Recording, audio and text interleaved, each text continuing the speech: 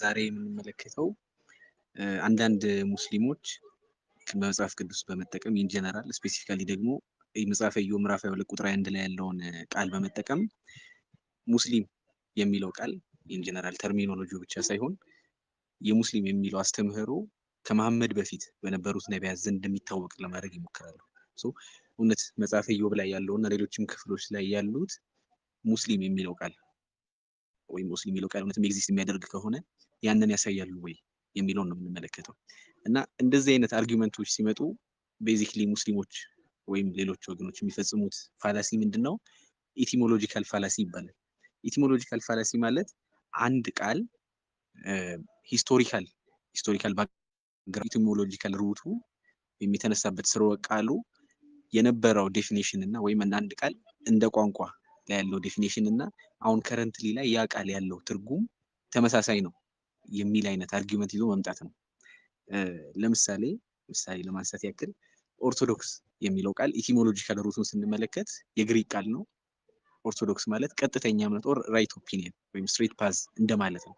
ሶ ስትሬት ፓዝ የሚለውን የግሪኩን ቃል በመጠቀም ኦርቶዶክስ የሚለውን የግሪክ ቃል በመጠቀም ሌላ ቴዎሎጂካል ትርጉም በማስያዝ ለምሳሌ አሁን ከረንትሊ ኦርቶዶክስ የሚለው ቃል የሆነ ሴክትን ስፔሲፊካሊ የሆነ ሴክትን የክርስትናን የሆነ ሴክት የሚገልጽ ቃል ነው። ኢስተርንም ኦር ሜቢ ኦሪየንታልን የሚገልጽ የሴክት ቃል ነው። ግን ኢቲሞሎጂካል ሩቱን ስንመለከት ኦርቶዶክስ የሚለው ቃል የሚያሳየው ጀስት ራይት ኦፒኒየን ወይም ቀጥተኛ ፓዝ የሚለውን ነው የሚያሳየው። ሶ ይሄንን ቃል በመጠቀም ሌሎች የእምነት መጽሐፍት ያላቸው ሰዎች ላይ ስትሬት ፓዝ የሚል ባገኘን ቁጥር እነዛ ሰዎች የኦርቶዶክስ እምነት ተከታዮች ናቸው እንደማለት ይሆናል ፋላሲው ማለት ነው። ስለዚህ አንድን ቃል ቤዚክሊ ከነበረው ሂስቶሪካል ባክግራውንዱና አሁን ከረንትሊ ካለው አጠቃቀሙ ጋር በማምታታት የሚቀርብ ፋላሲ ነው ኢቲሞሎጂካል ፋላሲ የሚባለው። ስለዚህ ሙስሊም የሚለው ቃል ኢን ጀነራል አረቢክ ወርድ ነው። ሙስሊም የሚለው ቃል አረቢክ ወርድ እንደመሆኑ ኢስላሚክ ወርድ አይደለም፣ ኢስላሚክ ተርሚኖሎጂ አይደለም። ከረንትሊ እስላሞች ወይም የእስልምና እምነት ተከታዮች ሙስሊም የሚለውን ቃል የሚጠቀሙበት መንገድ አለ። ነገር ግን ያ ቃል ኢኔሴንስ መጽሐፍ ቅዱስ ላይ የሚሆን ሌሎች የአረብ ቋንቋ ተናጋሪዎችን ሙስሊም አያደርጋቸው ሙስሊም የሚለውን ተርሚኖሎጂ ስለተጠቀሙ ብቻ ማለት ነው። ሶ አንድ ክርስቲያን አንድን ሙስሊም እስልምና ኦር የሙስሊም አስተምህሮ ከመሐመድ በፊት ኤግዚስት ያደርጋል ብሎ ሲጠይቅ ሙስሊም የሚለው ቃል እንደ ተርሚኖሎጂ ኤግዚስት ያደርጋል ወይ ብሎ መጠየቁ ሳይሆን አስተምህሮቱ መሐመድ ያመጣው አምላክ ገለጠልኝ ብሎ ያመጣው ዲቫይን ሬቬሌሽን እውነት ከመሐመድ በፊት ኤግዚስት ያደርጋል ወይ የሚለውን ነው የሚጠይቀው። ምክንያቱም ሙስሊም የሚለው ቃል ኢኔሴንስ ትርጉሙ ሰብሚት ማድረግ ወር ሰሬንደር ማድረግ ነው ወይም መገዛት ማለት ነው። ለአንድ አውቶሪቲም አንድ ሰው ቢገዛ ያም ሰው ሙስሊም ነው።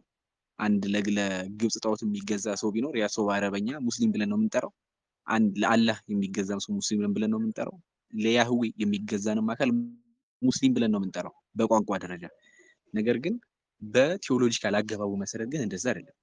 እንደዚህ አይነት ሙግት የሚያቀርቡት ሰዎች አንድ የሚጠቅሱት ጥቅስ ምንድነው? መጽሐፈ ኢዮብ ምዕራፍ 22 ቁጥር 1 ላይ ያለውን አሁንም ከእርሱ ጋር ተስማማ ሰላምም ይኑርህ በዚያም በጎነት ታገኛለህ የሚለውን ቃል በመያዝ እዚህ ጋር ሰላምም የምትለዋን ቃል ዳይሬክትሊ ወደ አማርኛ በመተርጎም ሙስሊም የሚል ትርጉም አለቻት ለማለት ይሞክራሉ። ሂብሩ አክቹሊ እዚህ ጋር የሚለው ሰላም ኦር ሻላም ነው የሚለው።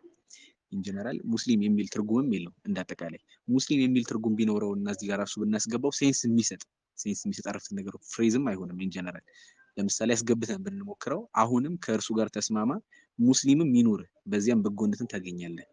ሲምፕሊ ይሄ ቃል ሴንስለስ ነው፣ ትርጉም የለው። ኢዮብም ሙስሊም ነው አይለንም፣ ነቢያትም ሙስሊም ናቸው አይለንም። ሙስሊም የሚለው ቃል ኤግዚስት ያደርጋልና እዚህ ጋር ገብቷል ብንል ራሱ የሚሰጠን ትርጉም አልባ ነገር ነው ማለት ነው። እንደዚህ አይነት ሙግት የሚነሳ ከሆነ በተመሳሳይ መልኩ በመጽሐፍ ቅዱስ ላይ አንዳንድ ቃላቶችን እናገኛለን። ለምሳሌ ዘሌዋውያን ምዕራፍ 11 ቁጥር 29 ላይ በምድር ላይ ከሚንቀሳቀስ ተንቀሳቃሽ እነዚህ በእናንተ ዘንድ ርኩሶች ናቸው፣ ሙጭልጭላ፣ አይጥ፣ እንሽላሊት በየወገኑ የሚል ቃል አለ። እዚህ ጋር አይጥ ለሚለው ቃል የገባው ቃል በሂብሩ አክበር የሚለው ቃል ነው። ሶ አንድ ሙስሊም አላሁ አክበር ሲል ወይም አላሁ አክበር የሚለውን ቃል ሲጠቀም አክበር የምትለው ቃል ኢኔሴንስ አይጥ ናትና ስለዚህ አላህ አይጥ ነው የሚል ፍቺ ይዞ ነው የምናገኘው ማለት ነው በእነርሱ አካሄድ የምንሄድ ከሆነ። ነገር ግን ይሄ ቤዚክሊ ኢቲሞሎጂካል ፋላሲ ስለሆነ እንደዚህ አይነት አጠቃቀም አንጠቀምም። በተመሳሳይ ደግሞ መጽሐፈ ኢያሱ ምዕራፍ 24 ቁጥር 26 ላይ ኢያሱም ይህን ቃል ሁሉ በእግዚአብሔር ሕግ መጽሐፍ ጻፈ፣ ታላቁንም ድንጋይ ወስዶ በእግዚአብሔር መቅደስ አጠገብ ከነበረችው ከአድባሩ ዛፍ በታች ያቆመው የሚል ቃል እናገኛለን። እዚህ ክፍል ላይ ከአድባሩ ዛፍ ወይም ዛፏ የምትለው ዛፍ የሚለው ቃል ወይም በእንግሊዝኛ ኦክትሪ የሚለው ቃል በሂብሩ ሂደን ብንመለከተው አላህ የሚል ቃል ያለው ወይም ስትሮንግ ወርዱ አላህ የሚል ነው። ሶ ይህንን የሚሉን ሙስሊሞች ቀጥታ ሂብሩን ወደ አማርኛ ስተረጉመው ወይም የሂብሩን አጠቃቀሙን ስንመለከተው ሙስሊም የሚለውን ያሳያል የሚሉ የሙስሊም ተሟጋቾች ይህንንም ክፍል ዛፍ የሚለውን ወይም ኦክትሪ የሚለውንም አላህ ነው የሚለው ብለው መረዳት መቻል አለባቸው። ወይም አላሁ አክበር ሲሉ በሂብሩ አንድ ተናጋሪ በሂብሩ አላሁ አክበር የሚለውን ቃል ተጠቀመ፣ አላህ አይጥ ነው የሚል ትርጉም ይዞ እናገኘዋለን። ስለዚህ ከእንደዚህ አይነት ሃርድ ትሩዞች ጋር ፌስ ማድረግ መቻል አለባቸው ማለት ነው። ስለዚህ አሁንም በድጋሚ አንድ ሙስሊም የመሐመድ ያመጣው መገለጥ ከመሐመድ በፊት ነበረ ወይ ተብሎ ለሚነሳው ጥያቄ መልስ መስጠት ያለበት እንደዚህ አይነት ኢቲሞሎጂካል ፋላሲዎችን በመፈጸም ሳይሆን እውነትም ጥያቄውን በመረዳት ከመሐመድ ያመጣው መገለጥ ይዞ የመጣው የአምላክ መገለጥ ለምሳሌ አምላክ ከአርሽ በላይ ነው፣ አምላክ እጅ እግር አለው፣ በመጨረሻው ዘመን ባቱን ይገልጣል፣ ወይም አምላክ አባት አይደለም የሚለውን አስተምህሮ የሚያሳይ እነዚህን አስተምህሮቶች የሚያሳይ አስተምህሮቶች ወይ የአርኪኦሎጂካል ኤቪደንስ ወይ መጽሐፍ ቅዱስን ቢሆን ይዳዝማተር እንደዚህ ያለው ማስረጃ ካለ ነው ማምጣት ያለበት። ስለዚህ ሲምፕሊ ሙስሊም የሚለውን ቃል ወር ሰብሚት የሚለውን ቃል ማምጣቱ ፖይንትለስ ነው የሚሆነው። ለማን ነው ሰብሚት የሚያደርገው? ለማንስ ነው የሚገዛው የሚለው ጥያቄ ስለሚከተል ለያህዌ ነው የሚገዛው? ለአላህ ነው የሚገዛው? ለማን ነው የሚገዛው? ለግብጽ ጣዖት ነው የሚገዛው? ለአንድ አውቶሪቲ ነው የሚገዛው?